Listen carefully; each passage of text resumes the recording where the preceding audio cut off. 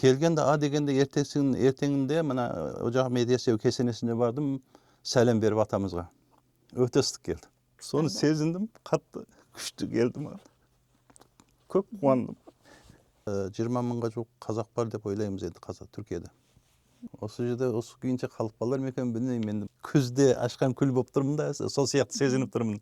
Кайта жанданып жаткан сыяктуу. Мугалим болуп келдиңиз деп сурап жатыр. Баладар мен сиздер сыяктуу студентмин десем, деп баладардын баары таң калып жатыр. Ой деп сүйтүп жатыр го. Яны мен сол баладарга мен айтам, кыйын бир тил эмес, казак тили түркчөгө окшош, жакын тил.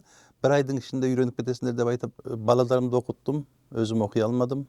Ичимде бир арман бар эди, окуй алмадым деп жүргөн. Алгаш сол окууга түшүп, окууга баштаганда баары күлдү. Эй, чар болгондо эмне окууда не жумушуң бар, неге барып жатсың дегендей кылып жатты.